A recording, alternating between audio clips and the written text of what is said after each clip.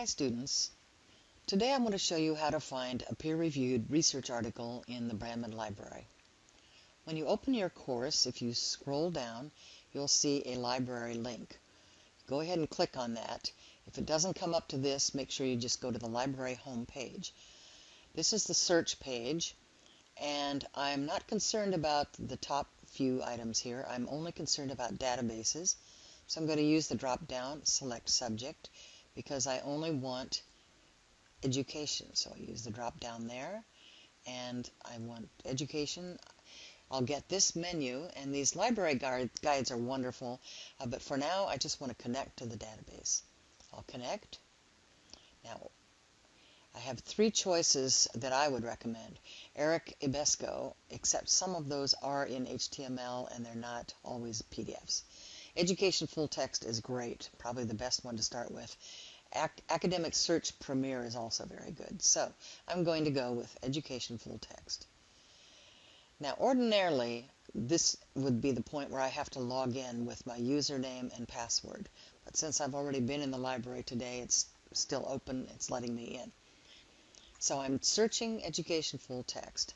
I do not need to put education in because that is basically what I said I wanted to do in the database. So I'm going to put technology or a media or digital media or a device, mobile device, etc., some kind of a technology term in to my search. I'm only going to use the Boolean ands for now. You can get very detailed with this. But probably the best thing is to think in terms of a subject area, or if you're in special ed, you could do special education and put both of those terms together, and then they'll search them together. And perhaps you want to do a specific subject, or let's try something like literacy or math, etc. Now, I want to refine this a little better because I want to make sure I only get full text, because otherwise you'll just get an abstract and it really won't give you enough to write your review. So I want that, and I also want it to be a peer-reviewed article, which means that this is by a person who is a researcher in education, probably from a university, who submitted this to a panel, a committee that will review, and they're a committee of their peers who conduct similar research or are authorities in this area. So it's very important that we go with peer-reviewed. You can go to the web and find a ton of articles, but you don't have that peer-reviewed option. And the beauty of this is, especially if you move on to the master's, all the way through education, you have to use APA, and you will ask anytime there's any reference to research to use peer-reviewed scholarly research. So now I also need to limit the dates, because we all know technology has changed a lot. I believe I said 6 years, but I'll go ahead and make it 7. So I'm going to put in my dates. So I want to limit the articles that come to me, and luckily the new ones will be on top. And I will also click this PDF full text box. So I'm full text, I'm PDF full text, I'm scholarly, and I have my dates. Now I'm ready to search. I'll go ahead and search, and let's see if I get any hits. Yes, I got 35 hits, which is really actually pretty good. So I take a look at those, and I, kind of decide, all right, I think I like this one. I could just pull it down right off the bat. For instance, this assistive technologies, I see it's 2013, and it's from an international journal of social sciences and education. Odds are that's a very good article. I could just click there, or I could take a look at the abstract. So if I click on the title, I would see all the search terms appearing, and then I would read the abstract, and I'd get a little better idea of what this article is and if it's something I'm interested in. The other thing is I also get all the details about where it was published. I have the volume, the date. If it has a DOI number, it will come up.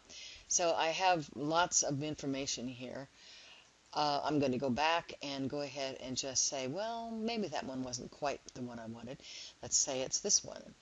And then when I finally decide to try one, I'll go ahead and download the PDF full text, and I will save it to my computer. I'll read it, And this one looks like a very good article about learning supports to balanced literacy for students with significant disabilities.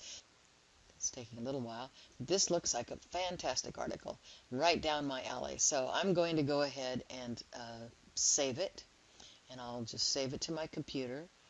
And it'll come up with content server as the name, but you'll notice it is saving as an Adobe Acrobat document. So I'm just going to say balanced literacy article, or whatever. It doesn't matter what I name it because it's just how I will locate it. So I'll save that, and at this point I will go ahead and read this article.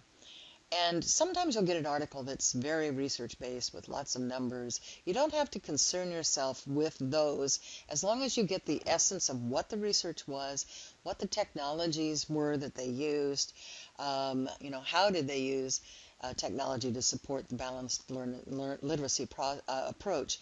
So you don't have to get carried away with details on research, because some articles will have tons of data, statistics.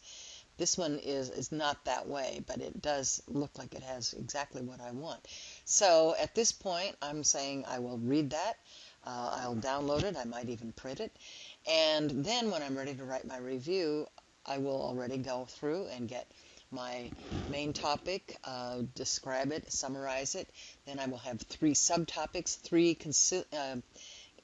three interesting facts or ideas that I learned from this document. Yes, there may be many, many more, but you're really going to do a paragraph per subtopic, and then you're going to do a conclusion, and at that point you can give your opinion.